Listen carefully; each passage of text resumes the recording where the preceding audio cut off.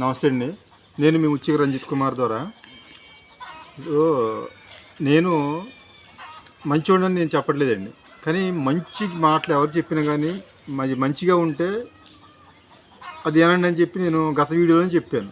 అది చిన్నోడైనా అవ్వచ్చు, పీకన్నా పెద్దోడైనా ఉండొచ్చు, మీ శత్రువు అయి ఉండొచ్చు, మీ మిత్రువు అయి ఉండొచ్చు, మీ ఎవరైనా సరే, ఏ పార్టీ అభ్యర్థి అయినా అని చెప్పి అటువంటి వాళ్ళు మాటలే నమ్మంటున్నాను. మంచి మాటలు ఆయన చెప్పిన దాంట్లో నా మాటలే కాదండి, వ్యక్తిని బట్టి కాదండి. వ్యక్తి చెప్పే దాంట్లో దాని నిజాలు ఉంటే దీన్ని వాస్తవాలు గ్రహించి నమ్మంటున్నాను.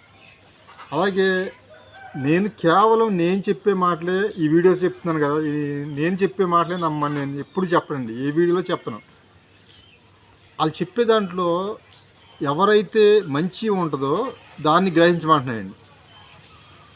అంతేగాని మీ సమాజంలో మంచిని స్ప్రెడ్ చేయాలని చెప్పి నేను ఈ వీడియో చేస్తున్నానండి. ప్రతి ఒక్కళ్ళు మార్పు చేసారని చెప్పి వీడియోలు చేస్తున్నాను. ఇప్పుడు నేనే మంచోడిని, నా మాటలేనండి, నేను చెప్పిందే వేదం అని నేను అనట్లే. ఏ వీడియో అయినా మీకు తోచినే చేయండి, కానీ అదేదో ఎదుటివానికి హాని కలగకుండా మీకు తోచినే చేయండి. మీ వలన ఎదుటివానికి అపకారం కలగకూడదు అనే వీడియోలు చేస్తున్నాను. అంతేగాని నా మాటలు నమ్మండి, నన్నే ఇచ్చేయండి అని చెప్పి నన్నే ఫాలో అవ్వండి నేను అనట్లే. ప్రతి ఒక్కళ్ళు మార్పు రావాలి. అలాగే ప్రభుత్వ అధికారులు కూడా కొంతమంది, అందరూ కాదండి, కొంతమంది ఇలా అధికారుల వలన తప్పు చేసిన వాళ్ళు వెనకేసుకు వస్తున్నారు. అదే వాళ్ళని తప్పును సమర్థించినట్లు వాళ్ళ మీద చర్యలు తీసుకోవట్లే, అలాగా డిలే చేస్తున్నారు. రోజు కాదు, వారాలు కాదు, నెలలు కాదు, సంవత్సరాలైనా డిలే చేస్తున్నారు.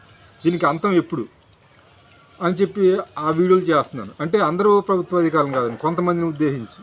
అంటే ప్రతి ఒక్కళ్ళు మార్పు రావాలి, ఎదుటికి హాని కలగకుండా మంచి మంచి కార్యక్రమాలు చేయాలనుకున్నాను. అలాగే ఉన్నతాధికారులు కూడా తను ఉద్యోగ విధులు నిర్వర్తించాలి సక్రమంగా.